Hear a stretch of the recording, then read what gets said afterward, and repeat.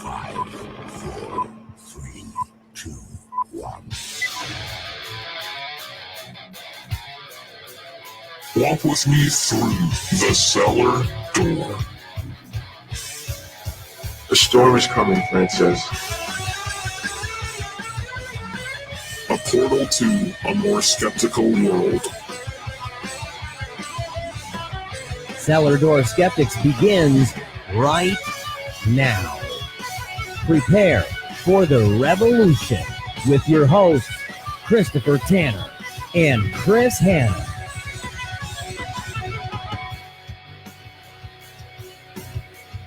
Oh, welcome to another episode of Cellar Door Skeptics. Thank you all so much for joining us tonight. Before we get going, though, there's a couple of things. Like, as I listen to this intro music, I sit here and think, man, we really need to change some of it up, because the guy that did the voiceover for that was a good friend of mine for a while. And he no longer is an atheist. He's now a hardcore Catholic. And he's openly out about it. And B, he's gone back to his extreme conservative roots. And it's just weird because every time I hear that, I go, man, I remember when he did this for us. And I remember all these things. And I was like, man, it really sucks because he's not here with this, you know? And it's just an odd thing. But I like the music so much. I really don't know if I ever want to change it. I mean, we've been doing this 4 years now. And it almost feels to me like we need a little bit of an overhaul. But at the same time, I go, and me if without the cake. music works, why change it, I guess? I don't know. Anyway, opening Sounds like a musings staff from meeting. Tanner. It's not a staff meeting. Not yet. We don't have enough time for a staff meeting. You know, staff meetings would probably, predicate that we'd have, actual staff that work for us. And nobody works for us. So we don't get paid. So there's a couple of things lacking there, my friend.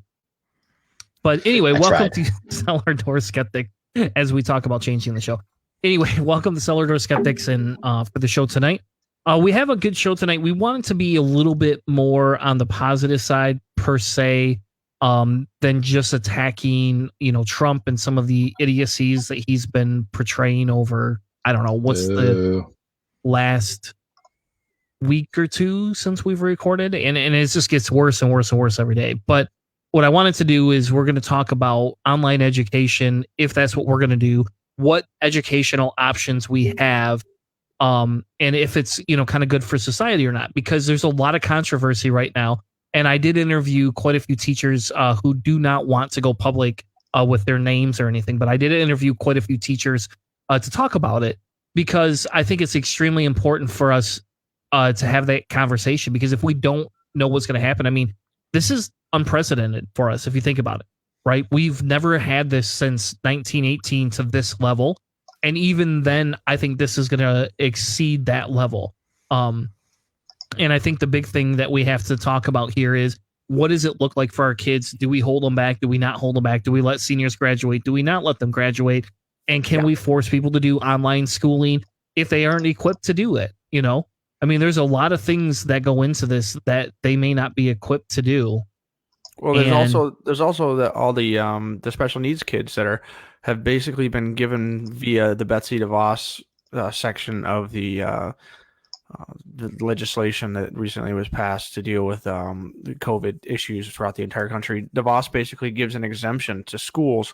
Say, we know you guys aren't making any money. You've lost a bunch of money. There's whatever hardship the schools are facing, that it's okay that they don't take care of disabled students in cases where it's extreme and financially very difficult for them to take care of those kids while they're not at school. So, I mean, if there's kids with huge learning disabilities and things like that are like, the school provides a safe place to help all those kind of really important things happen.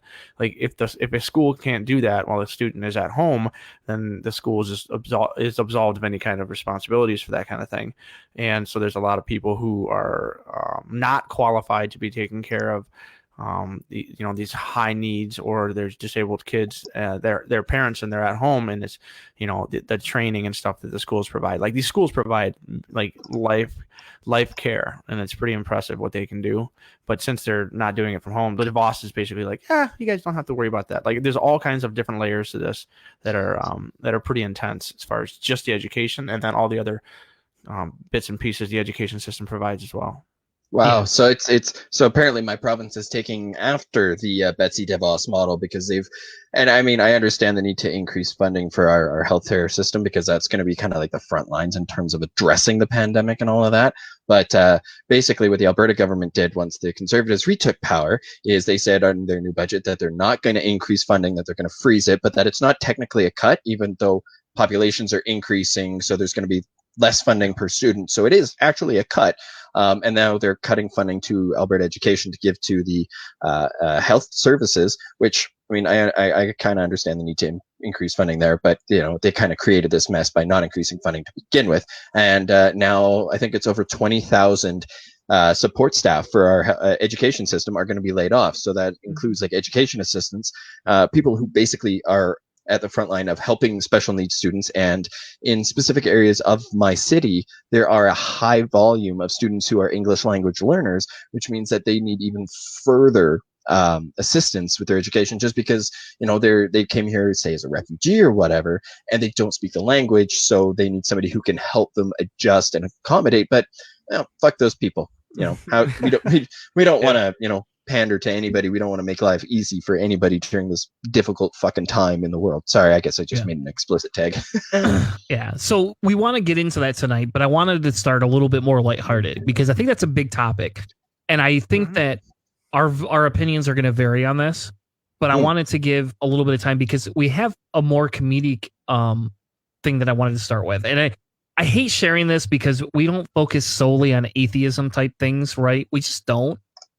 But I just almost feel like if we don't share this, I don't know what else to say, right? Like, and this is funny because they actually arrested him now. I saw they had the arrest warrant out, but they have the arrest warrant out. Yes, I don't know if they've officially arrested him yet. I stopped paying attention to the news. It says it.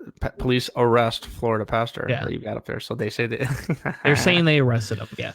But and so here's his I'm going to play this a second. Here's his church gathering, right? That's him. That's all. Who in God's green earth goes to this, right? And like, it's insane to me. Hold on, and we're going to go back to that. Those people aren't even social distancing in the service. It is kind of more spaced out than I would have expected it to be, but even still, yeah. But still, come on, man. Like that. I mean. Social distancing, they're nowhere. I mean, look, they're nowhere near 6 feet apart. Yeah, they're not. Not even close. No, they're not. And he's not. He's not getting anywhere near. Yeah. He's getting near them. Like, it's insane. He's like walking up close to them. Like, I'm waiting to see. Does he pat any of them on the head? Does he try to smell any of their hair? I don't know. I mean, that's what I didn't think. But. What's the stuff that Trump is into, where you pray and you get money? It's like you tithe a little bit and it comes back tenfold. What's that? Oh, Jesus. Wealth something. I can't remember prosperity gospel. Yeah, the prosperity gospels is what that is. I don't know if Trump thinks that. The woman that he has as a spiritual advisor. Oh yes, she is. But anyways,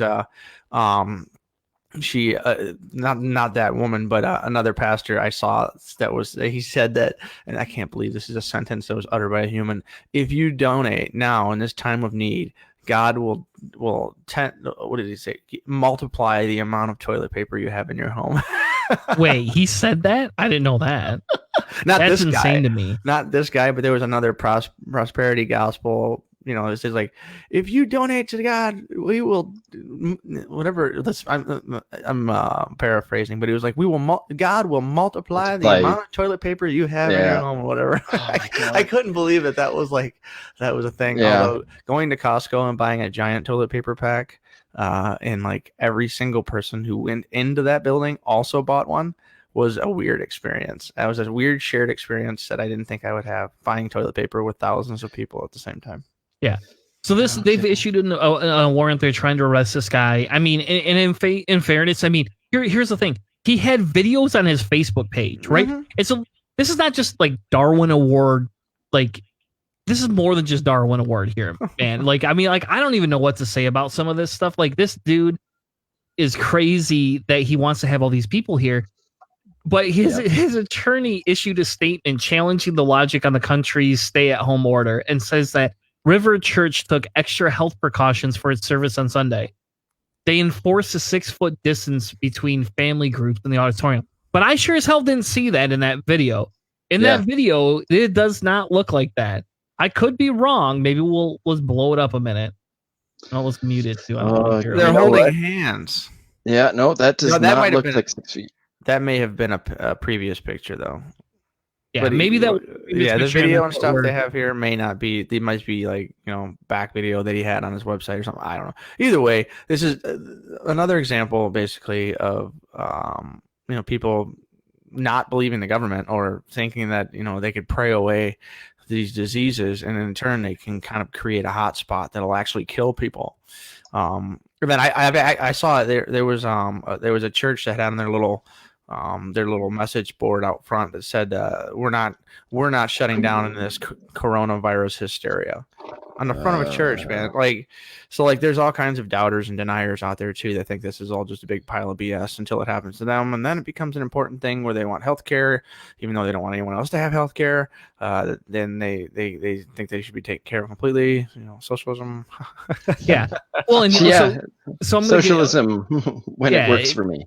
It does. Well, and then we get into that a little bit later, but I think we just be overkilling that topic, especially for this show. But yeah. So here's the funny thing, and we'll talk about this real quick, and I'm not going to spend a lot of time on this, but I have some guy on my Facebook page, right? And he has two mutual friends with me. Is it Florida Man? Are you friends with Florida Man? He is. This guy's actually from Florida. Yes. Oh God. And I have no idea what happened to his post, whether he defriended me and I didn't get to see it or what happened. But all I could tell you is that he basically posted that we shouldn't be quarantined and this doesn't work. And why haven't any more of these cases come up, right? And in fairness, it was a late night post. Maybe he was drunk. Maybe he was. I have no idea.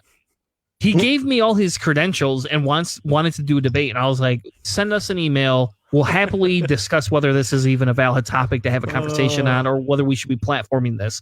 But we'll talk about it. And so then, I sent him a rant on, his messenger and ignored me for a couple of days. Finally, tonight he responded and he's like, oh, I'm at work. And I was like, all right, well then I'll tell you what, send me an email or send me a time and we'll talk and we'll discuss this. He might come on the show. We may do this and maybe it'll be a Patreon only thing. I don't know. Maybe it'll be an extra episode. I have no idea. But, if he truly believes, and this is where he's going to have to clarify, because his post basically said we shouldn't be quarantined because the CDC is showing that there's no increase in cases or more cases increasing, blah, blah, blah. Therefore, there's not a reason for this. And so fine.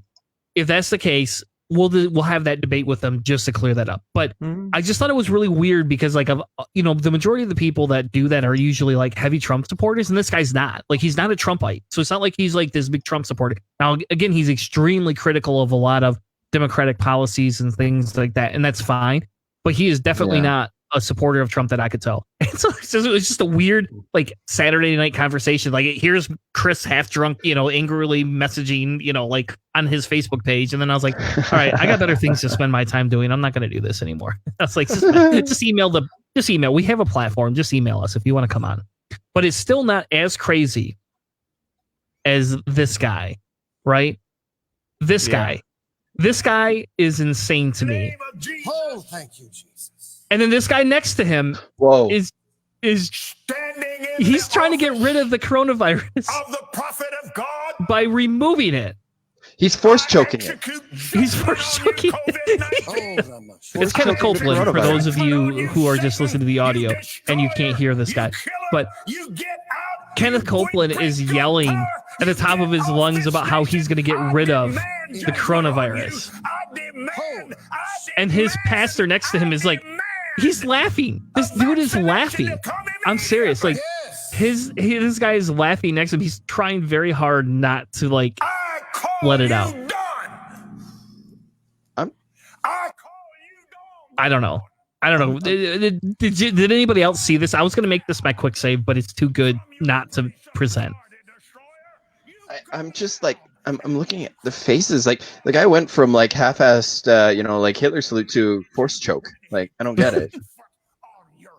I mean, don't get me wrong. Like in the days of physical distancing and all of that, like the force choke is a far superior method, just because you're not going to, you're not risking other people's health, except for the person you're choking. But that's the whole other issue. I think the biggest thing here is that he's not working. This guy is not trying hard enough. He hasn't quite gotten to a strong enough message that he's starting to talk in gibberish. That's my favorite. Is when I don't know. He looks like he hasn't had a good poop in about 2 weeks. So now they're gonna fist fight. No. Like, he's congratulating him for admonishing the coronavirus, because Kenneth Copeland has 100% vanquished the coronavirus from one thing that always gets the United States and the world. Well, these guys will literally completely embody the confirmation bias in this. He touches him. Oh my god! What the hell? That dude's old. He's gonna die. It's gone. So personal space. But in the end, like these guys here will completely and totally use the confirmation bias to say that we went on stage and danced on one leg and did a chicken dance, and the coronavirus started receding. Not to even mention or thank or look at the thousands of medical personnel who've been working 18, 19-hour days trying to keep people alive. These guys are screaming into their Facebook channel, and then they're going to sit there and say, no, it was the power of God that got this out of here. It wasn't, all of those great people who have dedicated their lives and put themselves in harm's way. Like the pictures of the fathers going home to say hi to his kids, and he's in his scrubs or whatever, and he stops at the storm door, the glass door, and they talk to each other and say hi and whatever. That barrier, because he's at a high risk hospital and he can't actually touch his kids and stuff like that. Like those kinds of things are real things that people are doing right now. I mean, I'm in this situation here at home right now. My wife has a really bad lung cough. We're not certain if it's going to turn into anything else. My daughters both have a fever. They've been hovering around 100, and so there's some serious worries in my house alone. I've managed to keep anything. I don't have any symptoms or anything. But like I'm not going to work. Peppers you're eating, buddy. Yeah. So like I'm not working, obviously, even though my company is open. But I'm using my paid time off to stay home and do whatever I can. But like it could be in my house right now. I could be dealing with hopefully everything is just a normal flu. But like there are tons of people who are dealing with this, and those guys are going to sit there, and once it starts to go away after, I've been bleaching my house. We coat the whole house and like bleach watered it and disinfect it to completely, and then wipe down with water and all that kind of stuff. But like to kill any germ on surfaces all over the house, like we've been disinfecting everything. The house has never been cleaner. It's crazy. But like these are the things that everybody's doing right now, and all of that work will be simply ignored and forgotten by these guys who said that, no, we screamed into the camera, therefore God gave us the power to get rid of this thing. Like, so I don't know. Hopefully you do. If you do, Hannah, I would love to see that right now. Just so you understand, if you do this, do what? If you start screaming into the camera, and my hearing will fall out. I don't know. I would love to see this. I can't scream in my house right now. I have 2 small children that I just managed to get to sleep. Not tonight. Not tonight. But tomorrow, we get to see this. Hannah say is that if ever there was a night to drive him mad, tonight would be it, because it would really, really, really put him to the test, just to see how far we can push him before he just loses it and is willing to risk 8 hours of sleep for waking 2 small children. All right. Yeah. Challenge accepted. Well, the thing is that no matter how bad you guys get, like before I decide to yell and scream, I could just click this little X in the corner and make you guys go away. How dare you? How dare you take this away from me? Yeah. I will take my Bernie sticker and I will leave. Screw you guys. I'm going home. That's not very socialist of you. Speaking of socialism, I mean, it's kind of funny. We talked a little bit last week of essentially Bernie changing his campaign strategy, but I wonder if he's going to change it back. And I only say this because Biden has now been accused by more than one source Mhm. of sexual harassment and sexual assault. I think- need the links. You need a Linux or a link? I need the links. I need to know. That Inquiring gave- minds, man. I gave Chris a Vox article. I don't know if you have that in there. Yep, I'll post it in the chat right now, Okay. and we'll bring it up. Yay, group chat. Yeah, so there's a Vox article that is definitely a very good place to go. And the reason I went to this is I saw basically a screenshot of somebody named Alex Brusewitz and Tara Reid, Joe Biden's accuser, went to Time's Up for help in early January. They refused to help her. Time's Up is a project of SKDK Nick. And so I looked at basically who that is, and it's a company that does like marketing and stuff like that.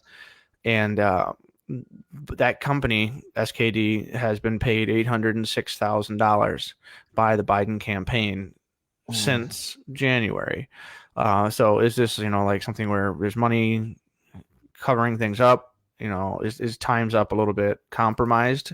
And so I was like, okay, I got to look into this and see if this is legitimate or not. And it led me to the Vox article that we have. And this one, it was the Intercept, not Vox. My mistake. And this is a really well done. There's a longer and it's a longer article. So it goes in really nicely. They also talk about Tara Reid, who first supported Elizabeth Warren, and then Senator Sanders. She began talking about this and going over it. But also it talks about that she had tried to go to Elizabeth Warren to get help, and Warren basically did not follow up and go through with it, and they couldn't get Time's Up either to help. And so like the Time's Up Legal Defense Fund said that they're not going to pursue this. The reason they're said, because it's going to be, it would basically put their 501c3 status, their nonprofit status, at risk, because as soon as they take a position dealing with politics or whatever, it's like you can't be a 501c3 church and have a political impact. And so they decided not to pursue any kind of legal case here, at least right now, because Biden is currently running, and they don't want to lose their nonprofit status by doing something that is kind of the right thing to do. So these kinds of lawyerly things just make me uncomfortable reading through this and going through a lot of this stuff. It's just more stuff that obviously none of this is like 100% certain died in the wool that he is a rapist or something like that, but like this is just more evidence of difficult behavior to overlook when you're trying to choose a guy who's going to be potentially the leader of this country, at least the leader of the Democratic Party. Oh. And I would actually almost challenge that a little bit, right? I mean, it's not that he's a rapist, I guess, and maybe I'm being a little bit more tongue in cheek when I say that type of thing. Mm-hmm. But at the exact same time, I mean, he is definitely a sexual assaulter. I mean, and I don't think this is news to anybody, I guess. And the sad thing for me, and this is what pisses me off, I guess. This is what burns my bottom, is the fact that here we are sitting here being forced into this choice. And if Boyce were on, Boyce would tell you the same thing, and that's, we have all these people that are progressive supporters, just like us, that have conceded in the past to follow a candidate. But what do what is one thing I stand on? We're going to believe the woman. We're not going to believe the men. We're going to believe women first and then investigate. And here we have an incident where it's like, well, how do you go out and vote? I can't vote for Trump. I'm not going to do it. I can't stand the guy. And every little part of my being wants to get that guy out of office. Every part of my being, especially after this pandemic and how he's handled everything.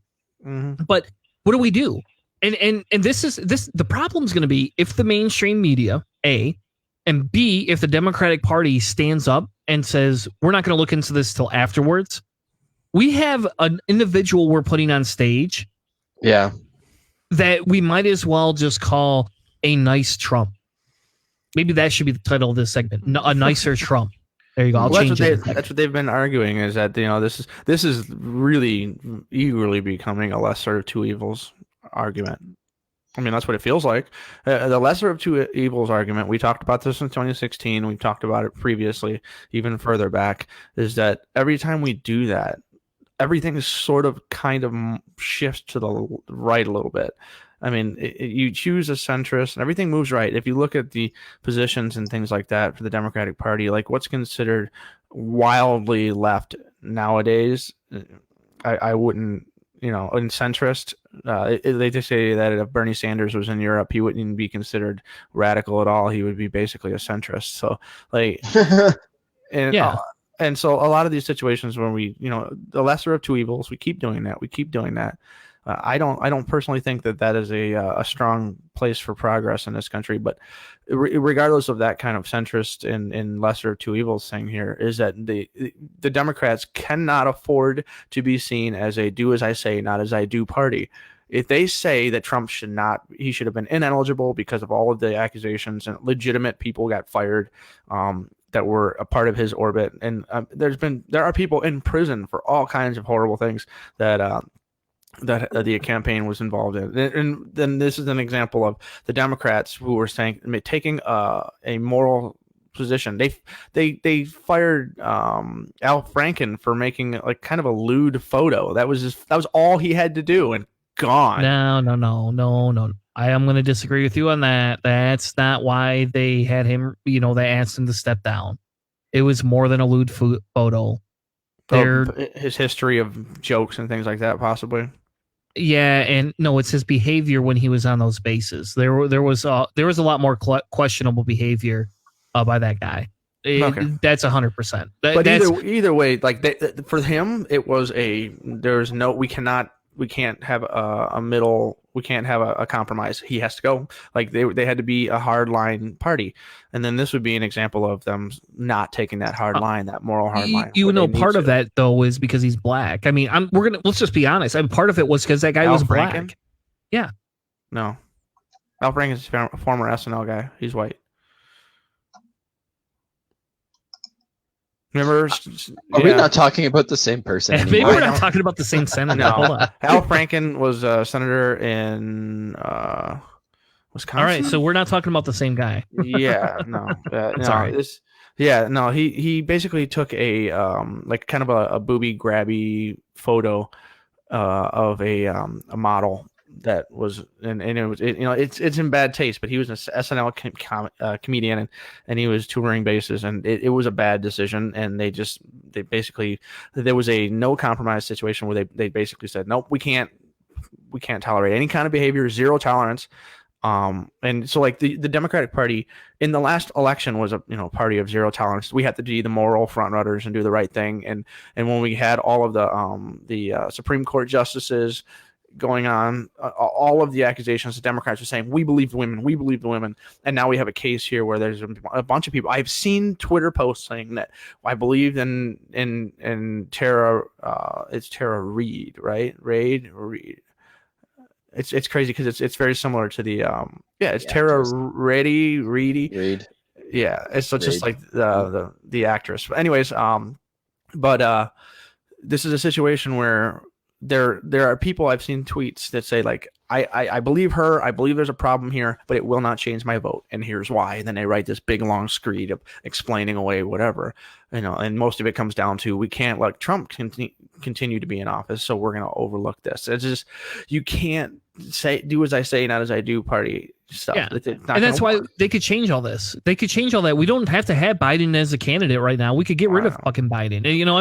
For Christ's sake, I'll tell you what, bring Tulsi back, and I'll be happy with that over Biden anyway. And I wasn't super happy about her personally, but that's the thing is we could change this. The Democratic Party can change this now. And I'll be honest, to me, this is where we start running into that last straw type thing, right? We have the conversations all the time, all the freaking time about, how are we going to change things? What are we going to do? We have to vote party lines. And I'll be honest, you and I have had how many of these conversations on this show, right? And I tried to voice about 6 months ago for not voting, 4 years ago, because Bernie got ousted by the DNC. But at this current time, I almost say at this point, we should not vote, but let's just create a revolution. Let's get our shotguns. Let's get our torches. Let's start. Do we need to all show up? Do we need 500,000 of us to show up on the White House lawn after social distancing's done? Well, the Green Party already said that if Bernie gets ousted, that they will let him run as the leader of their platform.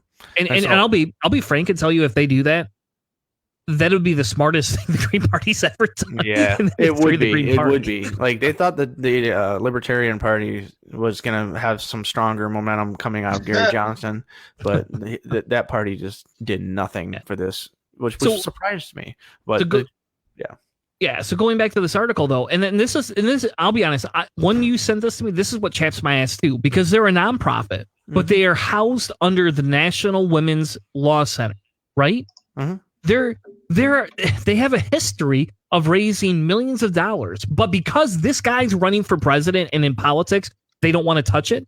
Like, you just told me right there, your ethics are shit, and you should lose your 501c3 just for fucking that. Fuck you. That's bullshit. I'm done with this.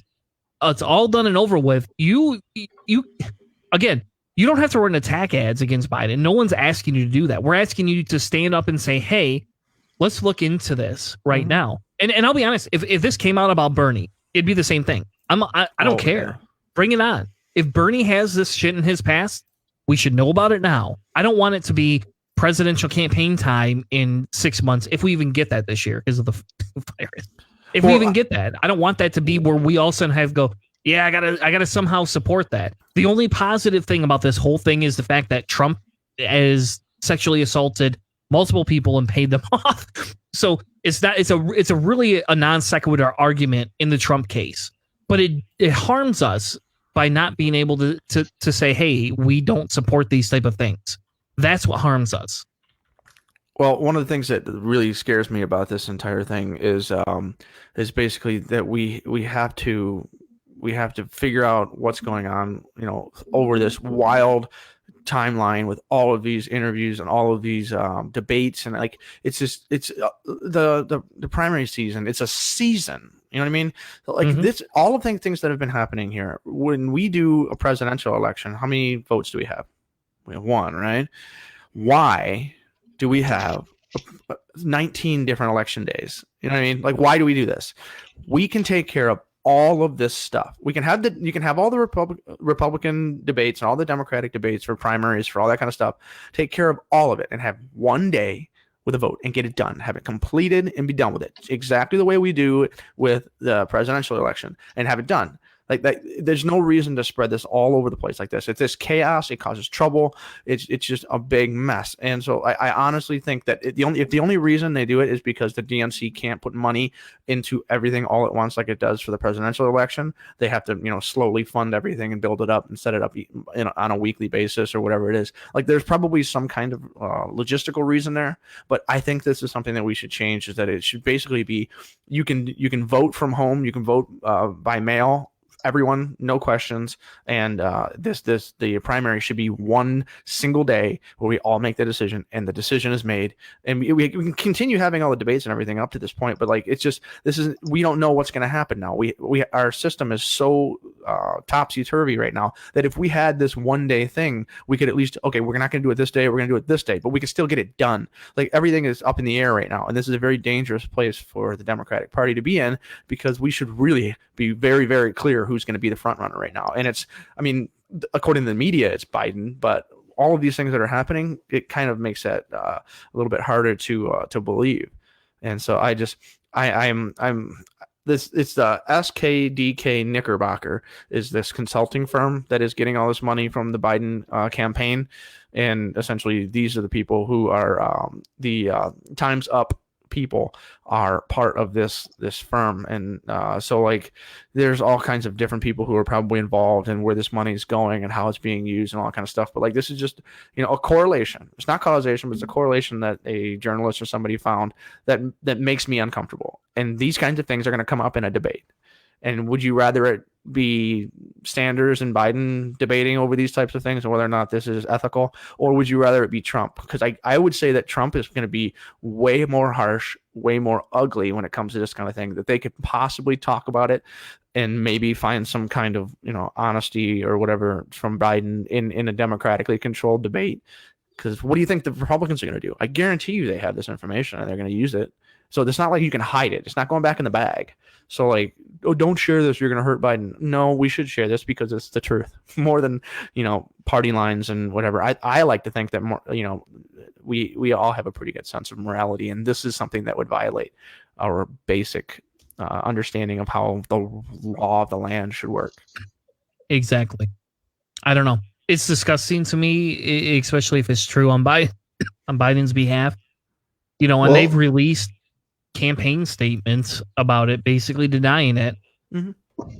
Yeah, and let's not forget that the diehard Trump supporters, they look for any little open wound that they can get their fingers in and wiggle around to make bigger, to draw attention to. I mean, how prominent was the campaign slogan? But her emails, and we saw that, and that they held on that, and they used that as a little bit of wiggle room to get into the subconscious of the people who were on the fence and were like, well, I don't really know, even though the fence they got into the FBI director's head. Well, that's the most important place they got to, because like days before the election, he said, "Well, we're going to investigate some more." Yeah, and and then what do they find?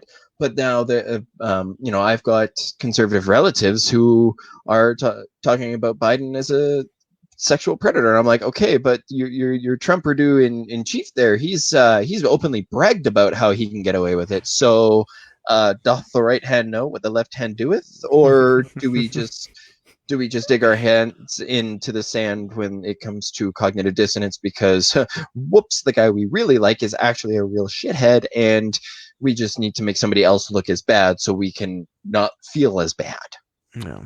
Yeah. I don't know. I don't like voting for evil. It's just a thing for me. She loves voting for gold. I don't either, and that's my biggest problem with this, is that here we are. We're now going to have to deal with what are we going to do if Biden gets in, and I don't know. I would have no problem be a with hard him. Thing. I would have no problem with him being impeached and removed from office if this is real. I would have no issue with it. Whatever his VP is, hopefully it's a good selection. It's going to be a woman, which would, if he doesn't come through with that, they'll light him on fire in the streets. But it's going to be a woman, so maybe there would be a female president in that situation. Because, whatever. If it's true and he did some bad things, he should not be president. But if he wins, he should be removed. I would think that some conservative people would say, yeah, but still we shouldn't remove him. We should, I would be fine with that. You know what I mean? I can remove a president who did something that unethical. I can too, and I don't know. I agree with you, and I think the biggest problem here is that we know about it now. Why would we not start investigating it now? And let's be serious about it versus some BS we're just gonna ignore it and let it go. No, let's be serious about this, because I'll guarantee you that money. That there's quite a bit of truth to what's happened based on everything else we've seen about Biden. I'm pretty sure there is some truth to this without even looking at the facts, because we've seen this happen on video, man. Like he's on video doing these things, but this one's a little bit worse. So. Yeah, it's just the money trail was what really drew an alarm for me. Nope, and it shows you the inequity, or the not the inequity. I don't even know where I came up with that word. It shows you the ineptitude of how sometimes our government does work. And I'll be honest, like to me, if those are rules that they can use to get out of this, fuck them. That's bullshit. Like, you're a 501c3. You're doing this to support others, and yet you can't come help her because he's a presidential candidate. Oh, hold on a second. Maybe it's because of the money. And so if we took the money out of it and they still refused, I would still be angry about it, because it's like, you've helped all these other people. This isn't a political thing. This is you saying, hey, here's an accusation. This is what we've done in the past. We're following stipulation. I mean, like, look at it in my company situation. We have warehouses, right? And we have to talk about precedents. What have we done in the past when we've had these types of issues? do our customers stay open? If they stay open, what do we have to do to take precautions of this? And what have we done in the past? So if like in the past, if we've had issues, have we paid our employees? We can't not do it now because that's what we did in the past. And that's what I'm saying is like there's a precedent in the past where they've done certain things for women and they've supported these things. And yet here they are saying, well, hold on a second. And you and I and everybody else knows it's because he probably paid them money. But even if he didn't pay them money, fuck him or fuck them. Yeah. They should still help her. Everybody always starts to harp on Bernie Sanders, saying that he has too much of an ideological purity test. It's too much of an ideological purity test. Too much purity. Too much demand for moral consistency. You know what I mean? Like this is a great example where we're bending the morality, and you know Bernie Sanders would not. He wouldn't put up with this. AOC, she has said out loud that if it outside of the United States, they would not be in the same party. You know what I mean? Like those situations, those are things that are real, and that you know those purity tests, I don't think are the worst thing in the world. I do think you know maybe looking at a little bit higher moral level might be a kind of a good thing for the DNC right now. That you know what I mean to really reflect on its behavior and some of the things it supports and kind of be a leader because it doesn't feel like it. Fair enough. Yeah, I would agree. Wouldn't it be nice if we were better? Hey, sorry, hey, that's careful. We don't right want a DNC or DMC mark from YouTube on that. Anyway, that falls under fair use. I think parody. Maybe, but probably because it can't pick your voice out because you know it's not like you have the best voice. Yeah. If your wife was on here, it might be a different conversation. If my wife were on here, yeah, no. Yeah. And for the record, it's not just because it's his wife; it's because of the fact that she is a professional singer. Like she's an amazing singer. Yeah. Like that's what she does. So like she does outshine every single one of us when it came to singing. Anyway, the main topic I really wanted to focus on tonight was education in the United States or abroad, we'll call it, but mainly the United States because that's where we live, and a little bit of Canada because there's one Canadian on the show. He gets a third vote in this. But I want to talk about furthering education in this time. So today, there was an article released on Bridges, Michigan, I believe is the site, which is Hannah's favorite site, the only site he ever pays attention to. No, but it's Bridge is a good independent nonpartisan news source. So they don't always have things that you like, but they do a pretty good job being. So they're talking about in Michigan ending the school year and allowing seniors to graduate and move up, right? And they're talking about that. And they're also talking about online education. What are we going to do for people to keep them going? And I only say this, and this is what led me, we have another segment that we wanted to air this week, but we're going to wait till next week. We have an actual individual, basically a doctorate candidate that works on vaccines for a living, and she's going to join us to talk about some of the nuances and some of the things that have happened with the coronavirus vaccine that she's actually working on. So like, honestly, I had that whole show planned just around that because that's exciting news. Right. And for her, she probably doesn't feel it's exciting because honestly, it's for her life right now sucks. It's not fun for her, but as a society, if we get a vaccine, that's really awesome. Right. That's where we want to go. But her and I talked a little bit yesterday, and she's very burnout. She's been putting in a lot of hours helping out with this. And so I wanted to kind of push her segment back to make sure she had plenty of time to recover and could actually engage us, and give us a good show that week. So I then switched and said, hey, well, let's have a conversation about education, because the same thing is we're receiving all these emails, from my school district saying, hey, we're going to have a Zoom party. Well, let's talk about it. Hey, here's these resources. Are your kids still learning? And I'm sitting here going, but you said we didn't have to learn anything, like what the heck's going on here? All these different types of things. And so I wanted to talk about it because I think it's important, because there's some very mixed feelings in the community of what should be happening right now in education, because not everybody has access to the same resources, and not everybody has the ability to monitor their children at home. And we'll take Hannah, for example. You're a great example. Your wife works from home. That's what she does. She's a work at home mother. She can make her hours around your schedule 100%. My world is 100% different, except for the fact that I'm quarantined. So my work doesn't want me to go into work for the most part, unless we have an emergency problem. But other than that, I'm at home. So technically we have similar situation, but I'm expected to work all day. And I probably could move all my workload to the night if I really wanted to, but then I miss all my meetings. I'm not very interactive. It's a big thing. My wife works. That's what she does. She works in healthcare. So she really shouldn't quit her job right now unless she absolutely has to. And that's what we're being put in is we have to discuss what does this mean in terms of society, and educating our children, because we're not prepared for this. And this article is a great article talking about what's going to happen. So before we get into the article though, what is everybody's opinions on the panel? And we'll go ahead and we'll start with the Canadian first, because I always overtalk the Canadian. And then we'll come back and Hannah, if you want to give your thoughts too, just on a high level, what do you feel about online education, continuing education this year, and what we're going to do? All right.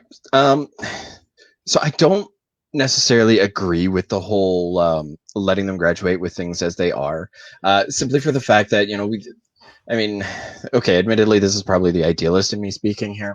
The way the education system is supposed to be designed is that essentially the reason why you get to move on is because you've met certain criteria, you've proved that you have developed the skill set necessary to move on and take on other challenges and, grow as a human being. And basically, getting through half of this last school year and then moving them forward is, I think, I have a similar issue to this as I do with the whole idea that, even if they fail, you just keep moving them forward, because it doesn't really give them the opportunity. I know here in Calgary, just because of my connections to teachers here, there has been a strong push to move education to online, just to make sure that there are students who are still getting access. No, it's not. They're expected to, continue allocating the exact same amount of time. I think it's only 2 hours a day is the recommended exposure for education, just because they have other responsibilities, other things that they have to take care of. Maybe some of them have to take care of their siblings because all the childcare services are gone, and their parents still have to go to work, or they're single parent household who's works in an essential what's considered an essential service. They still have to keep going. What I'd like to see is kind of seizing this as a great opportunity to adjust the school year and make it so that instead of having a 2-month hole in the year where kids are they don't have anything unless they really work to go out and get other education or other camps or et cetera, use this as a chance to, they get a little bit of a break now, online supplementation just to continue the process of learning, but use this as a chance to restructure our school year.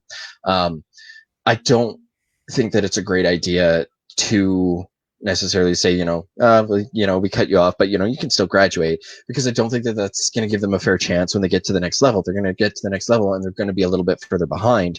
Now, I know that that's an entire cohort that's going to be left behind, but at the same time, part of the reason for accreditation is to basically, there's an accountability for it too. It says, you've reached this level of education. That means you will have these particular sets of skills, like that's why a lot of pretty much every job you apply for now requires at least a high school education, except for like the very lowest end, unless you go look in a different country. Because I when I was in the Philippines a year and a bit ago, the one thing that I noticed is that even just for like basic cashier positions, they wanted a university degree, but they could get away with that because they had such an ample pool to pull laborers from. But that's a whole other topic. Anyways, so I don't think it's the best idea. I can't offer better solutions, so if anybody does present one, then I'm going to have to, accept that, maybe there's better evidence that I'm wrong, and I'm willing to be wrong if I am. But I don't think that just saying, well, you're still going to graduate regardless is going to be in the student's best interest. And, once we're through the worst of this, once we start to rebuild, like we're going to need our population to be at its best, because we're going to be rebuilding so many different aspects of society. With so many people not working, there are so many things falling by the wayside, and there are a lot of projects that are going to be picked up. There are markets that are going to pop up out of nowhere that nobody expected. I know the industry that I'm in right now, we've seen a 10 to 25% increase in business. Now that's probably not sustainable, so if the isolation and quarantine lasts for a couple of months, we're going to drop off eventually. But as it stands right now, we're making serious bank, to the point where I'm worried that I'm going to develop carpal tunnel just dealing with work. I think that more needs to be invested where education is concerned, in terms of making sure that we are giving our kids the best possible shot. I mean, the education system as it stands now already needs how much restructuring, and I don't think that this is going to be the best way of approaching the situation. I think we should be using this to implement new approaches to education. I mean, it's a roundabout way of saying I disagree with it. Yeah, I understand kind of where you're at, and it's kind of like an optimistic or a utopian perspective, is that like everything you get throughout the year, it adds on to the next year, and there's really important things that you will miss out in this half year that they would probably have off, just a little bit less than a half a year. Of a school year, half a semester that you would lose, and that in that small section of time, that irrefutably important things are necessary. As a person who, I wasn't that good in school, but I was smart, but I didn't apply myself, and I never really was told that these are things that, like I wasn't given a good set of reasons why I should do these things. It was kind of like, this is just mandatory. You should do it because you should do it. Like, it was never explained to me why I needed to learn these things and those kinds of stuff. So like, I didn't start learning until college. And most of the stuff that I was taught in high school, I think I look back at and I think how underprepared I was. Just wholly, I have a major issue with the education system and the way in what they've been doing things when I was in the system. But like, also, if you basically end the school year and allow everyone to progress, the people that are going to get hurt are going to be the people in their last semester of their senior year, would be the ones who potentially would have the most, because there is no more like remedial whatever. You just go to college, and or if you don't, that's basically the ending of your education. And so like those guys, there might be a small block of something that they didn't learn. But I will think back to that time period, that last semester, my senior year, not a whole lot of really important things were being done there. You know what I mean? In all reality, there was a senior project of some kind, but I was an 18-year-old idiot, 17-year-old technically, but I was just an idiot. I was running around. There was some learning happening, but it was all limited, and it was bouncing back and forth, and socializing and all that kind of stuff. There are some high school kids who are super, super dedicated and will probably, this won't affect them at all if they graduate right from here. But so let's say they do let everyone graduate. They'll let everybody continue to progress into the next one. At the beginning of the next year, for all of these students in 8th, 9th, 10th, 11th, they get the next year coming up, there can be a quick little addition, a remedial 1, 2, 3 week thing that covers the most important stuff that you would have covered in that short time period where school shut down. I don't think that the education system is so locked down and blue booked that we wouldn't be able to kind of, hey, everybody is going to have a reminder month for the first month of school, and we're going to pack some things in tighter, and it's going to be a tighter year. Maybe you'll have to work a little bit harder or something for the next year, but everyone will have that same standard to deal with. I think that would be something that's not too difficult to do. We already make our teachers do an unbelievable amount of work as it is. Making them do a little bit more, I mean, they're going to do it because that's what they love doing. Hopefully we can pay them a little bit more to do it. Like all of the teacher strikes, we're getting some good money for teachers. But I personally think that if you do let everybody educate or graduate and let everybody progress to the next year, you can have a little remedial section that would cover all of the things that they wouldn't have learned. And you can kind of pack it in there because it's not that difficult to change the lesson plan. And I think that's probably where this would go, aside from the communities that don't have access to a lot of these online tools, and poor communities who don't have access to the tools to get online and all of that kind of stuff. That's a whole different thing. That's not the education system letting people in or out. There's a barrier to education for some communities. Oh yeah. Yeah, and I think that's where that. So maybe this is where Buddy and I disagree a little bit, and I guess we can get into some of that in a minute. You know, I understand not letting students pass, but we have the inability to educate to some extent, right? Yeah, we just do, and whether we let them pass or not, we have to actually evaluate that on as whether this is consequential to society. Is it consequential to that student? You know, I can tell you right now. And I'll be honest. I have not forced my children to spend a lot of time doing extra learning right now. They're pretty stressed out. My one daughter is very sensitive because of what's happening. You know, and you know, for example, my grandfather, so her great grandfather, he has cancer. It came back. He was doing chemo and now he's not going to, right? Right.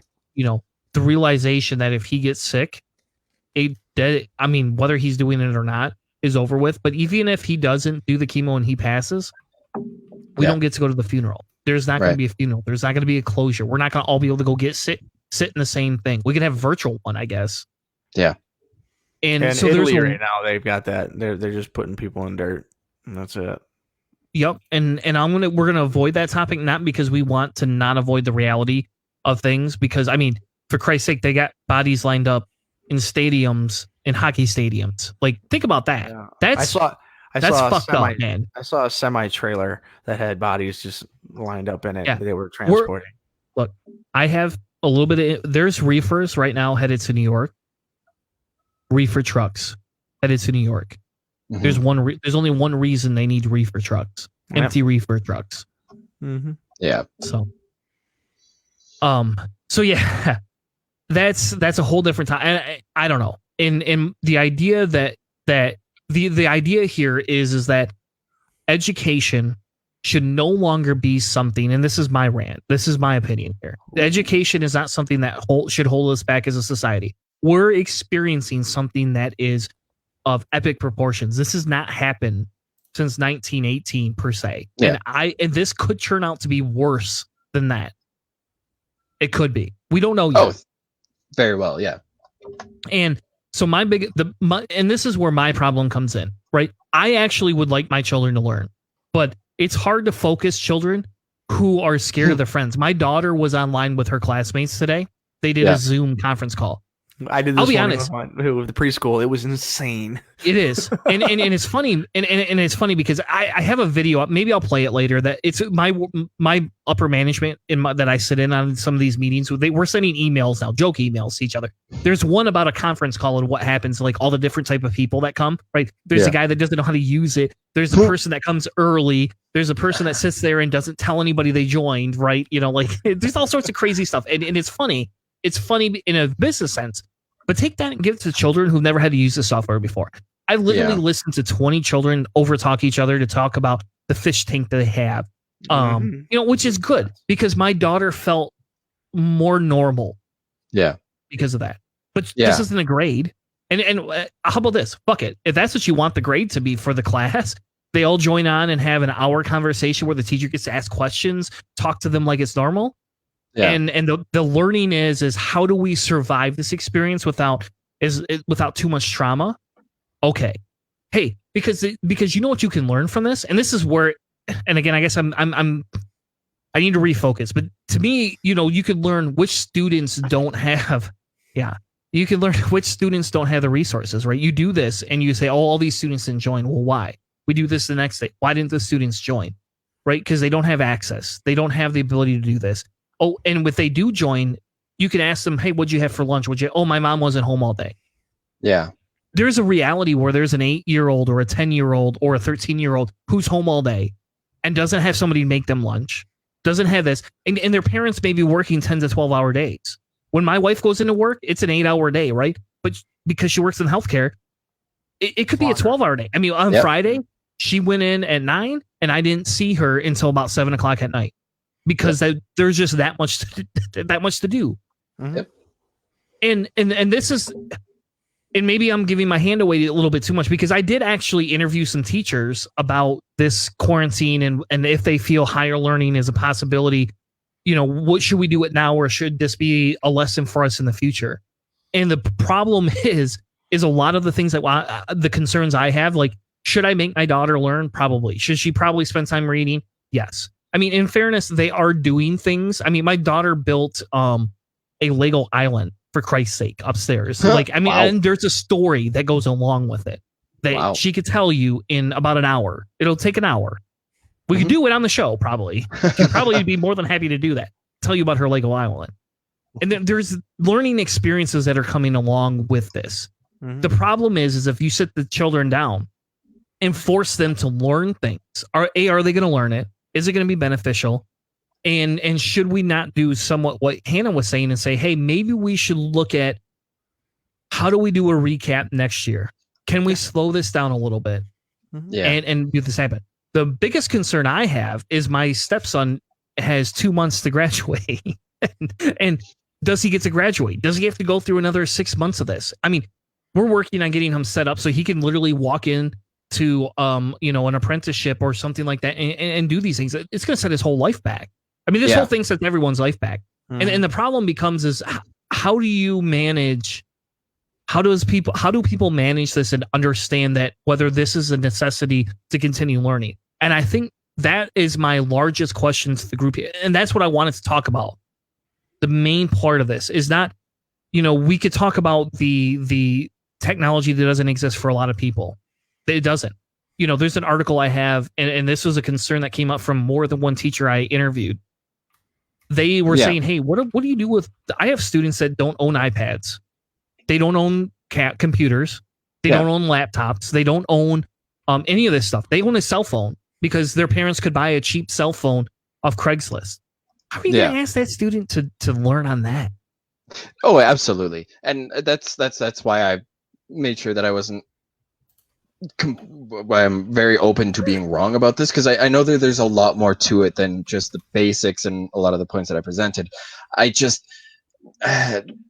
don't like the big thing is that I don't necessarily agree with the idea of it. I think it's like I want to see this as an opportunity for us to restructure education and take advantage of ways to make it more palatable and more accessible to students who don't have it. And I mean, you're right. It is absolutely a privilege to for online learning, because not every student has a laptop. Sometimes the only laptop that kids have access to is their parents' work laptop, and they're allowed to play solitaire for half an hour or Tetris, or I don't know what games Microsoft. I don't let my kids use my work laptop. Now it's because I have a MacBook, but that I'm selfish that way. Like, you want to play a computer game? Go use a shit computer in the corner. My first experience with actually using a computer for computer games was a laptop that my dad had brought home from work. So I mean, for some of these kids, they can't really afford to have their own at-home PC, and I totally understand that. And I mean, we're all dealing with this, and there's a lot of new struggles that we're all facing, and a lot of new challenges that are coming to this.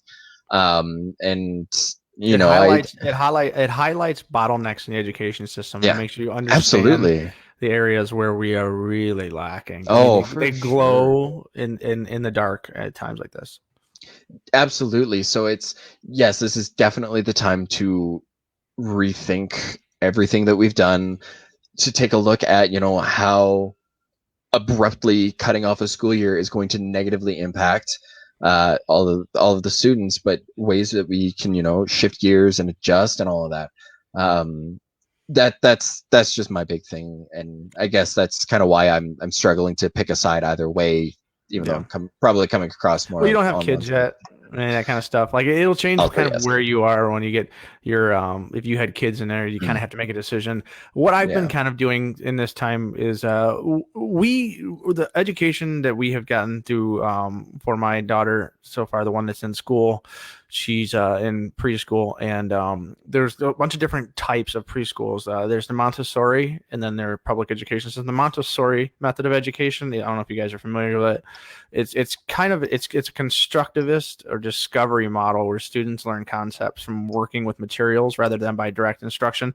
So, like, when you're home in a place like we are all now, the way you learn is kind of by kids' interests, so Legos and building an island and that kind of thing. So what you have to do is, as a person who has an education, a smarter person, to look at the kids' interest in building a Lego island and a background story, and use that to reference literature. We could talk about Robinson Crusoe and that island or something along those lines. You have to basically use all of the things in your environment to bring. So it's kind of like a comedian who's riffing at the community with the crowd, right? The crowd brings the topic, and the comedian forms the joke specifically to that topic. And so the comedian has a punchline they're trying to get to, but they need a car, and the person in the audience is the car, and then they'll drive that car into the wall. So in the Montessori method, it's discovery, where you learn things, and you kind of like you have you want to talk about mathematics, and so like your kids are doing something. How can you relate whatever your kid is doing or interested in? How can you relate it to mathematics in some way, shape, or form? And you form the conversation, or you form the thing that you're doing. You can try to aim it that way, and that's what I've been trying to do with my girls lately, because I don't have this structured, rigid system that schools are set up. But also, some kids really, really respond well to a very structured and rigid system.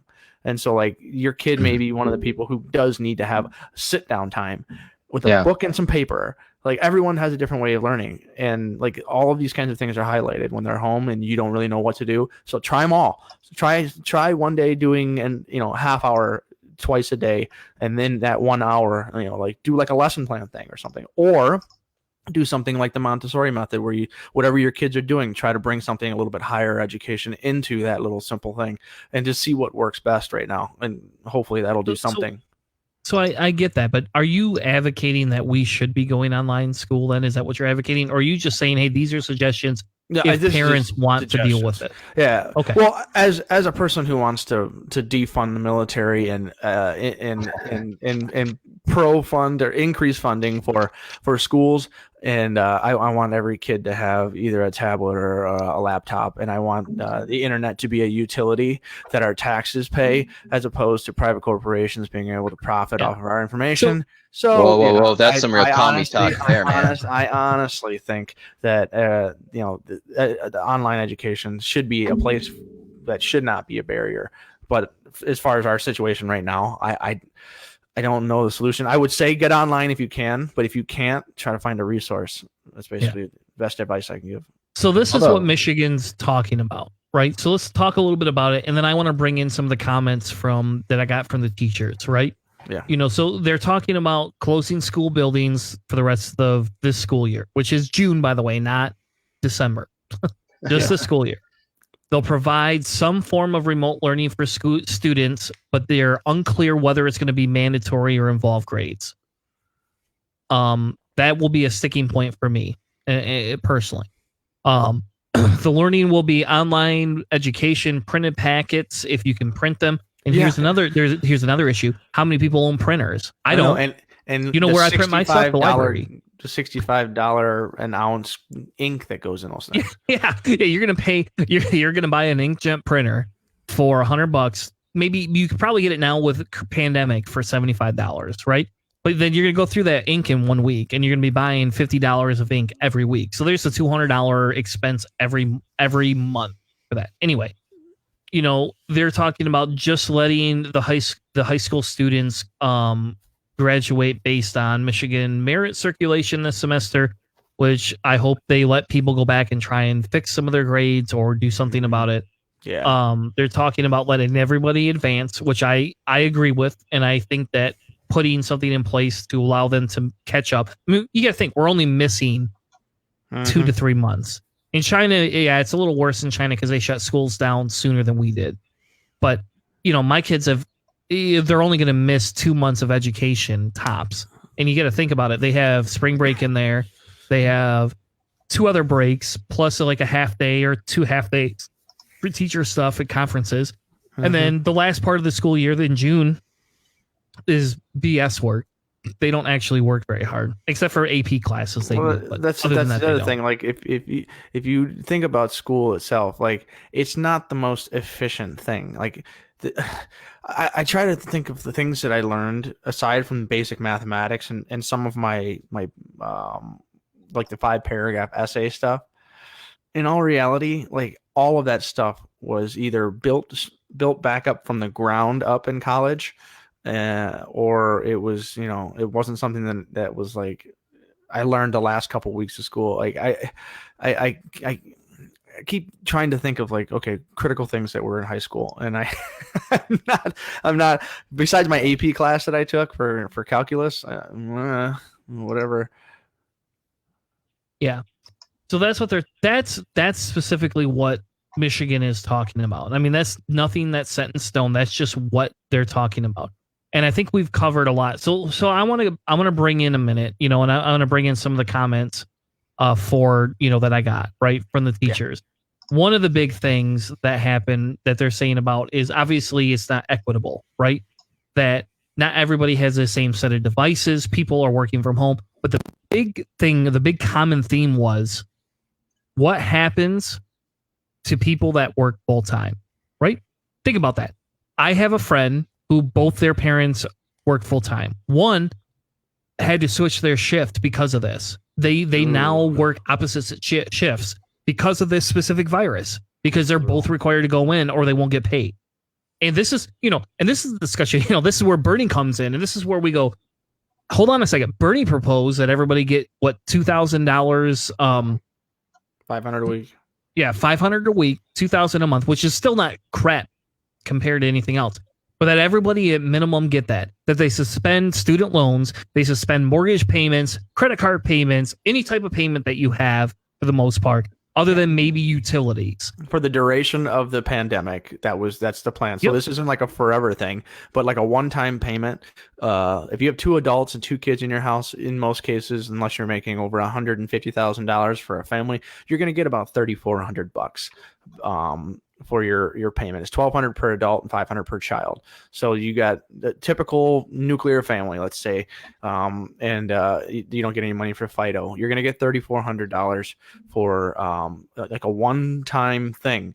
$3,400 for most people would not cover the rent for the time being of this pandemic, even close. And if they're not working and let's say they have one of those 3 to 5 sick days a year jobs, they're not going to make it. They're just not going to make it. It's not going to happen. And so that's going to be a complete social dependency. Yeah. I mean, and we could pick in my family. Luckily, I have not been laid off yet, and neither has my wife, obviously, and she never will.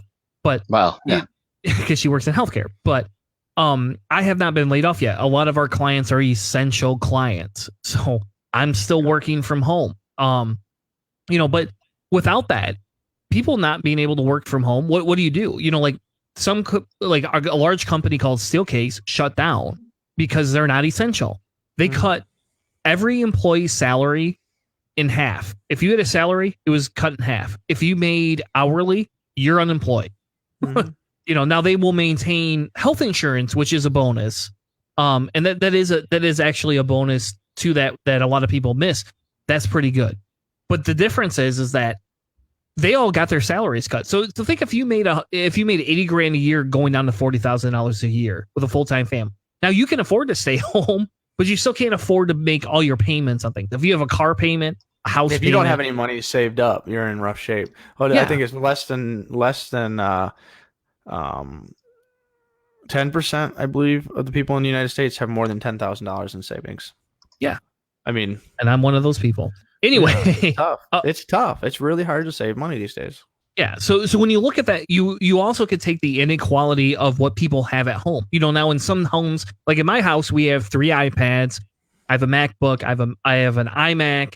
I have an old bloody laptop I could use and an old tablet somewhere around here, plus 3 phones. We have the resources, but we're lucky.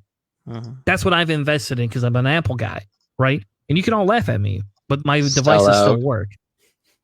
Anyway, but the difference is not everybody has that same access to things. I've been blessed and been able to do things other people have not been able to do. I have friends who own 1 tablet in their whole house. 1.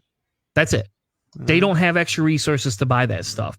They don't have all that. and now you're in the middle of a pandemic and you want people to all of a sudden own these things. It's like, come on. And then that's not even the biggest issue. Now you got to talk about, can anybody use this? We talked about the conference calling, right? I'm used to that. I sit in conference calls a lot. That's my life. That's what I do for a living. A lot of people in that industry do that. Now I can tell you, in my company, I'm probably one of the better people to deal with that than others are, right? Because I have a little bit more tech savvy than everybody else does. But I have a guy that works right along with me, same age group, everything. He didn't grow up with computers the same way I did. Watching him get into a conference call is frustrating. Honestly, it's like watching that video that maybe I'll play at the end of the show. I don't know, but it's like watching that video where they join, they don't know what to do, they talk, they don't know how to mute. Now you put them at home with yelling kids. That guy, how is he going to train his kid how to do a conference call? Like, I had to show my daughter. My daughter picked it up really quick, but she got on the call. I was like, okay, hit this button when it's done. When you want to talk, hit that button. And they're like, hey, we can't hear you, so-and-so. And she's like, boop, hits the unmute button. She goes, hey, can you hear me now? Oh, yeah, we can. And then as soon as she was done talking, hit that button, because that's what you do. Especially when you have 2 dogs in a house, another sister that wants to talk into the damn thing, even though it's not her class. You have a brother playing video games. I'm doing the dishes, all sorts of different things. So, but teaching that etiquette is not something that should be required of a parent. For Christ's sake, if you've never had to do these things, Yeah. Do you understand the anxiety that comes with that? That's huge anxiety. Like, if you don't do these things and you had to do that, can you imagine the anxiety that you would get from this? And then on top of that, we're all quarantined. On top of that, we can't walk outside to do anything other than play in our yard or go for a walk. I can't even go for a freaking hike anymore. Not that I hiked a lot. I take the dogs out you for a can't do walk any of and these stuff, things. But yeah, I know the preschool thing this morning. Just real quick, the first time they turned it was just chaos. Everybody was yelling all the things, and so if you're not talking, you have to be muted, and that's the way they fixed that problem. Is that so? Like the teacher would say, "Okay, Bill, okay, John, whatever," and that person would then click the mute button, and then they would start talking. And so the only time you talk is when the teacher selects you. Like when you raise your hand, the teacher selects you to start talking, and that changed the etiquette, and all the kids pretty much picked it up. But some of the kids didn't have their parents sitting with them. Their parents just set the phone in front, and then they did whatever. So like I was kind of hovering around to try to help a little bit, and my wife was too, and so we could help a little bit when Avalon didn't know what was going on. But like sometimes you're busy, you just set the kid in front of a screen for a minute, and that's definitely not the easiest thing in the world. And then it's like that, and like if you just hand a tablet or something to a boomer, it's always just like, which end do I use? I mean, hey, some Are of them you are there, better. dear? Oh my gosh. Some of them are better, but I mean, giving my parents tablets and like the calls that I get. My mom asked me today, it's like, which Samsung phone do I have? I say, what? How am I supposed to know that? I live in a different state now. And so like trying to walk her through finding where the settings app is and how to get your information and stuff. Like if you just turn on an app and click inside that app and you don't ever go into the guts of anything. So like people that never spent time like looking through the control panel on Windows, for example, like if you had to make a small change to the machine, you panic, you lose your mind, whatever. You have to have a professional come in. The same kind of thing. Those people, give them Zoom or whatever, like you said. Yeah. They don't know what to do. And they freeze, and then they just won't do it. Sorry, you had mentioned something about student loans, and I remembered something that I had heard. And as far as I know, in Canada, they've actually suspended all student loan payments. So for the next 6 months, and there's no interest being added on them too. So yay, that's awesome. At least for that. I mean, for me, it's no big deal because I'm working, but. Yeah, they suspended ours. I actually did mine. I suspended mine and decided that if I'm not laid off for the next couple weeks, then I'll start paying on mine again. I'll just make my payments again because I can obviously afford to do that if I'm not laid off. But I wanted to ensure that I had that option just in case. Oh, absolutely. We just paid off my wife's loans. Must be nice. Yeah, it must be nice. I know, but still, it must be nice. I had to people do that. I had people that were asking, it's like, okay, you pay Everyone's off your an student expert loans now on how to pay student loans. Must be nice. Well, they always asked. They were asked, "Is like, would you support, student loan forgiveness after you paid all yours off?" Yeah. Yeah, I would. I have no problem with that. Because I know how stressful they are. I know. It's like the fact that I had to deal with that pain doesn't mean I want to inflict it on all these other people. That's a biblical thing. That's what it's ridiculous. And so like the same kind of thing is like, oh, we saved our money and we paid off our student loans in my family, and then all of a sudden they say, oh, well, we're gonna suspend payments. You wouldn't have to pay it. They're like, oh, does that bum you out? No. But like the fact that everyone else still has those, I'm not gonna be like, no, you guys should have to pay yours the whole time because I had to pay mine the whole time. Like, it's like, no, these are good things. These are all good things that they're realizing that the extent and stress level that student loan payments give people. If oftentimes your student loan payment may be more than your rent, which then a lot of times people's rent is 50% of their income. So you just covered 100% of someone's income on two things. Who is gonna eat? Yeah. Or whatever. Are there children involved? No wonder you have to have two, 3 jobs nowadays. So like all of these things are all of these failings of our economy, the booming economy that everyone thought was doing so great. It just doesn't quite seem like everybody was getting that boom. The education in an instant, our entire education system was kind of put under stress, and we're seeing these areas where it could break completely, and nobody knows what's going on. Like, we don't have a lot of redundancy and we don't have a lot of backup systems built into this. We should have invested in this kind of thing. I mean, not to have like a whole year's worth of whatever, but like we should have been like, okay, what happens if we can't get the kids to school? Do we have a plan? Is there a backup?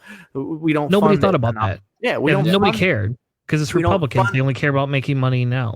Well, the Democrats were in charge for 8 years during Obama, and there wasn't a lot of education reform then. Like, the existing structure itself doesn't seem to care that much about education. That's why this conversation is happening. Is we're talking about educated people are their enemy. Yeah.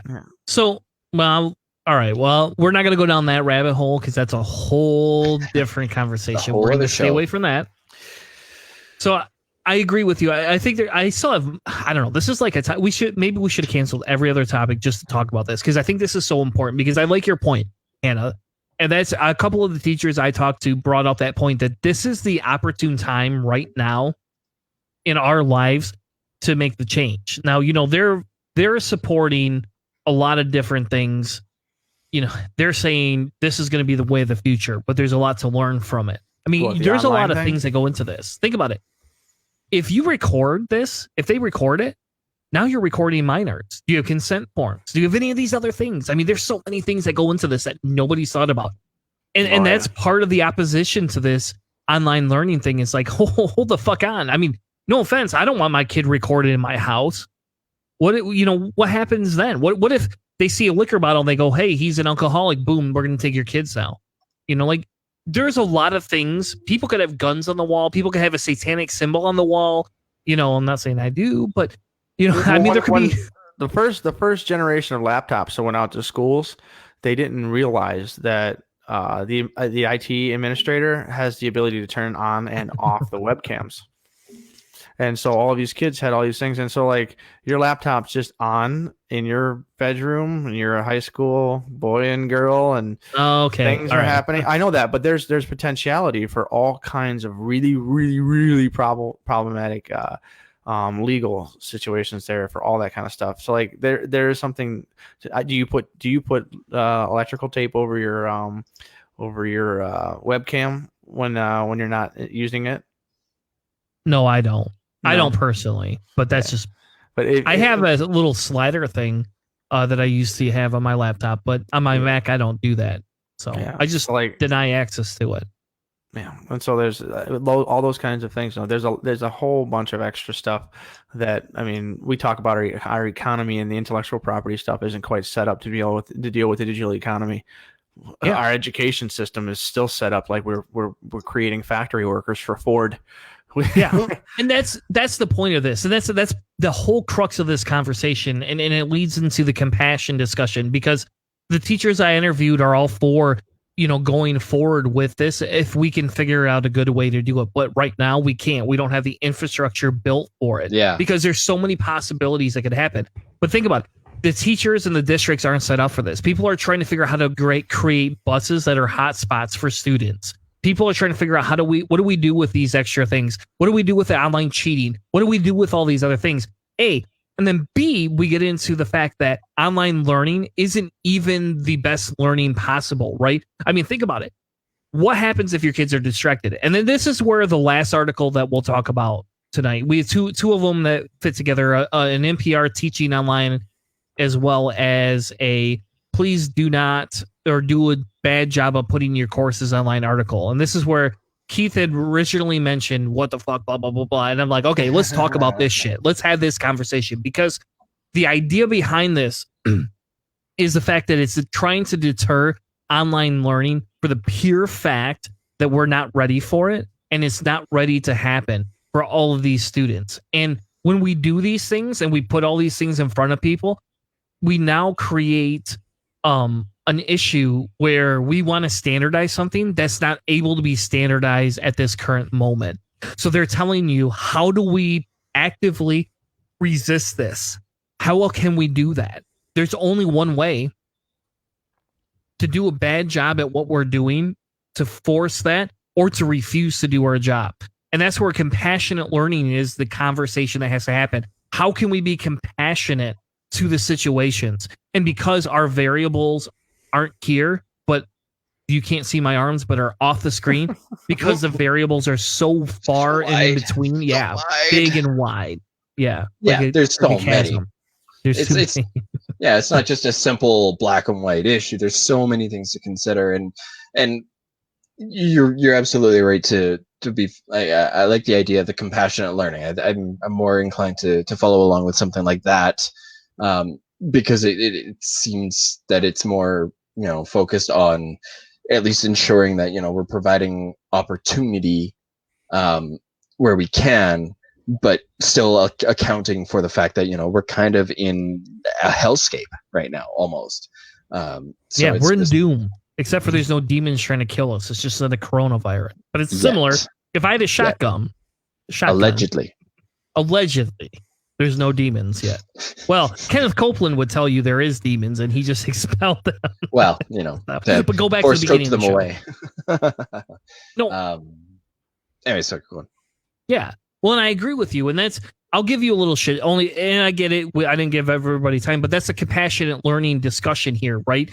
Is the fact that we aren't ready for this. It is a problem. We do have to address it. This is unprecedented in all of our lifetime. I mean, we're creating content, and who knows, maybe this will mean nothing in 10 years, but to some extent it will mean something. We have a record of our conversations right now, online. This is a discussion about something that is not going to probably happen, hopefully, fingers crossed, in our lifetime. Again, in our lifetimes. And I'm only 36 years old, for Christ's sake. I don't ever want to see this type of thing again in my lifetime. And I hope my kids never have to see it when I die, which hopefully will be 70 years from now or 80 years, because we should have better technology. But that's the thing. That's the idea behind the compassionate learning thing. Is we have to have that conversation because of the fact that we're not ready. We didn't prepare. And really, in fairness, what the fuck should the students be worrying about? Should they be worrying about whether they're going to educate themselves or whether they're going to live? If I had to pick something and tell my daughter, social distance or learn, what do you think I'm going to tell her? Social distance. Oh, for sure. Which my youngest is very bad at it. She wants to give me a kiss every night. It's like, honey, do you want to stop you doing this? But I get it, because she's upset. She doesn't know how to express herself. This is her way of coming. She's getting she's trying to get what she needs to survive this world. And why should we pressure our students into having to learn something because we feel education is the fucking way that we need to be? For fuck's sake, you only live once, right? YOLO. You live once. At least in our world, you live once. Do you really fucking need education for 3 months? Can we not just bypass this time and let people live? You can educate at your pace, but don't make it a state requirement. And this is where I'll disagree on the whole with the government.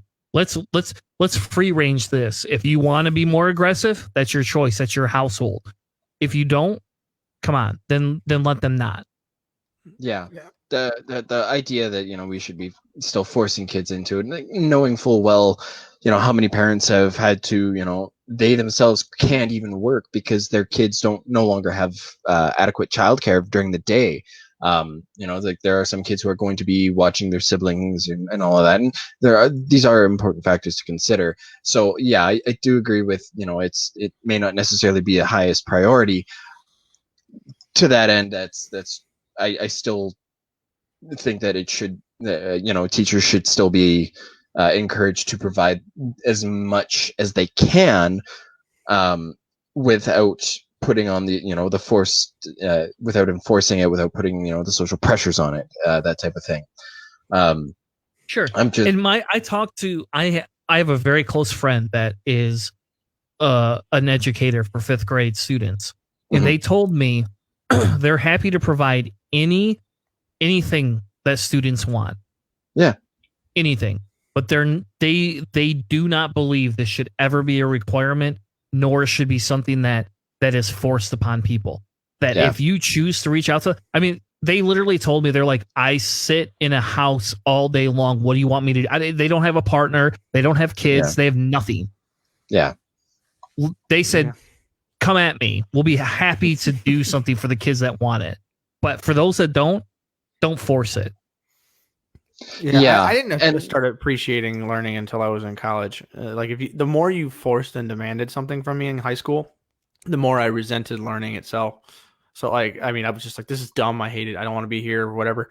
So like, some people don't like that structure and some people need it. Some people actively need that. So like, in some cases, some people like, they just, if you say, no, you have to be here and this is how you're going to learn, then that's the best case for them. But that isn't something that is incredibly common. I think more people are more of a shade of gray when it comes to that. One tiny little thing is the homeschooling. We had a big long conversation about homeschooling, and something that I had changed my mind when it comes to the social aspect of homeschooling, and whether or not it restricts or retards social progress for socializing for people.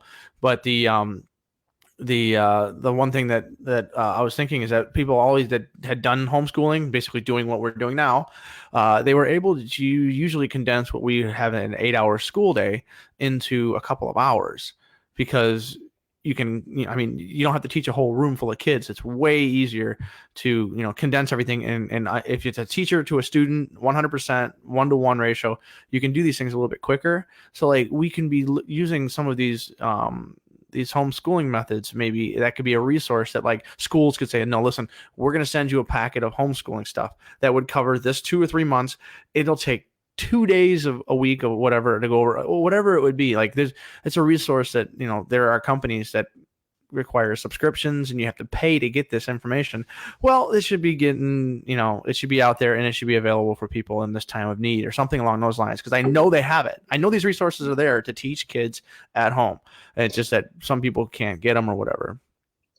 Yeah, and like another issue to consider is this is something that I was talking to a friend who worked with an internet provider, is because so many people are working from home, they're staying at home, and the internet is kind of like our next best thing, is that a lot of home internet connections are really just being bogged down because everybody's trying to access the exact same thing all at the same time, and so we're being funneled into these very narrow channels. And to that end, I understand that there's going to be a limitation set on the whole online learning thing. Do I think that means we shouldn't try? No, but I do understand that there are other complications. Yeah, Exactly. I don't know. I think the discussion, I don't know. There's a lot of nuance to this, and I think the big thing here is that we don't 100% agree with forced online learning, and our goal should be to have a more compassionate feel to the learning, no matter what it is. Yep. So, all right. Well, as we wrap the show up tonight, I think we always do our quick saves, thanks to Hannah.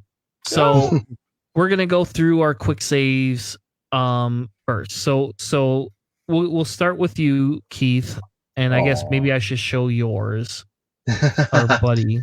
I don't know if yours come up or not. Yeah, maybe it does. Hold on a second. Let me see if I can bring yours up. Internet.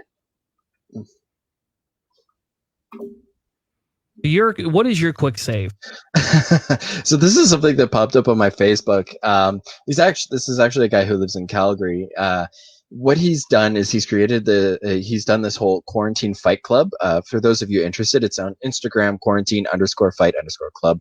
And what he's done is he'll just text random numbers, basically saying that, this quarantine has me really, really bored. So I'm texting random people to start fights.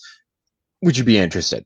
And he just kind of posts a lot of the responses. Some of them are actually freaking hilarious. There's one where he says, I'm texting random numbers to pick fights. You in? The person goes, if it's a fight, you're gonna lose. So he responds with, people who say that probably masturbate to old photos of themselves. So it's a whole lot of lightheartedness and just something positive to come out of the whole fact that we can't really go out anywhere. We can't really do anything. So if you're going to be on social media, you may as well, find something to laugh about and something to kind of give you a lighthearted take, because let's face it, it kind of sucks being cooped up. There's this whole lack of socialization that for a lot of people isn't working as well. And this is just kind of a way of, interacting and laughing about a, otherwise unpleasant situation. Fair enough. Hannah, your quick save was a little different. Oh, it's weird. It's weird and it's glorious. There's a band called Clipping. If you don't know who they are an experimental industrial hip hop noise rap type group, and it is weird and it is fast and it's just really cool.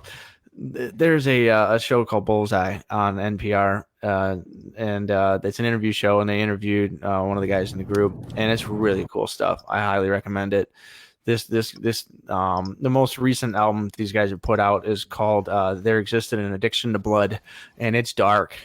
It's awesome. Like, these guys do like some. There we go. Yeah. What the fuck? I highly recommend it. It's wild. It's really interesting. The newer stuff that they've got is these guys are all friends in high school and in college. So like so there's clipping Nothing Is Safe and Blood of the Fang. Those are newer ones. And those are it's a little bit more dark and a little bit more aggressive. And so just like flip into the middle. Yeah, I don't know. Yeah, I don't have a problem. It reminds me of Daniel Glover's. There stuff. You go. Yep. This is America. Yeah. So it's this style. So like, I opened it up and checked it out, and like, I've just been on this hip hop kick of late, and I just dove into this in the last couple of days. It's been pretty enjoyable, and I like horrorcore and rap with like a lot of. Okay, this is better than your other favorite crap band. Well, they're not my favorite, but anyways, the horrorcore stuff. What's the name of that band?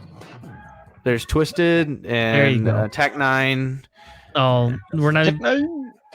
We're just gonna talk Twisted. This is 100 million times better than Twisted, like hands down. I'm not saying that Twisted is better than that. I'm just saying that these guys are cool, experimental, and they've got some real capabilities and abilities when it comes to like what they're doing. And this is experimental music, and background beats are all unique. Nothing sounds like this, and I just like stuff that's like kind of pushing the edge of and I really like lyricists, fast, quick. I mean, you gotta pay attention and concentrate, and more than likely not a lot of people out here, even if they had all the words, could actually say this quickly. Like you can't just fire this stuff out. And so like, to me, there's a level of skill in it. So like, these guys, I recommend them. It's something that it might be hard to consume the entire album for most people. But give it a check. And that very first one, that Summertime one, that's like the weirdest one. It just so happens that you clicked on like the weirdest damn thing on there. So like, the newer stuff they have from There Existed an Addiction to Blood, it's good, and it's wacky. Yeah, and dark. my belief in this, right, Hannah, I agree with you. Is that like I like this weird type stuff. You know, this is not like my first rodeo per se into that, but this is 100% better than Twisted. Twisted is a bunch of white guys talking about stupid shit. This actually, like that video that you just saw, that if you're watching the Facebook or YouTube feed, that video is talking about like a Black Panther video about being handcuffed to a hospital thing. Great discussion. The Twisted stuff is stupid. It's stupid as shit. It's worthless. Those guys are awful human beings. I don't care about them. Anyway, we're gonna move on before we get into a fight, which will be an after show fight between Hannah and I with fisticuffs virtually in your virtual fight club. My quick save was nothing more than a article about Animal Crossings, which if you don't own a Switch and you get your stimulus check from Trump and you can actually afford it, go out, order a Switch and get one and play Animal Crossings. And it's weird because last week we talked about me playing Doom. Now I'm playing Animal Crossings. I'm still playing Doom too, but I like Animal Crossings weirdly enough. Don't ask me why I like it, but I do. I enjoy the monotony of building my Animal Crossings empire very nicely and making friends and inviting them to my island. But if you want tips on how to enhance your Animal Crossings life, do it. And the best part about this, here, let me tell you the best part about this real quick before you eye roll yourself to death, Hannah, is the fact that this is an interactive game I could play with my children, my younger ones. Like, they watch me play Doom a little bit, and they're like, holy crap, did you just blow that demon's head off? Did you just rip that guy's chest cage open? Blah, blah, blah, blah, blah, right? And it's like, all right, go in the other room, don't watch me kill things that I think I look at and I see Trump and I kill them because that's how I feel right now. And it helps me take my anger out because I hate Trump that much. But, Animal Crossings we're able to relate with. Like, they're sending me their new cool shades. I send them rain boots. I get extra points. They get points. It helps to my benefit. It's a great overall transaction between us. And there's been a weird crossover of people taking that like female dog character and putting her in like Doom because they both came out at the same time. I don't know if you've seen that stuff. It's pretty weird. I have. It's weird. I don't understand it, but hey, more power to y'all. If you got that much time on your hand, more power to you. Anyway, thank you all so much for joining us tonight. We've had an amazing night. It's fantastic, Buddy and Hannah, and we'll be back next week, hopefully with a vaccine episode for everybody about what people have been working on for the coronavirus. Thank you all so much, and have an amazing night.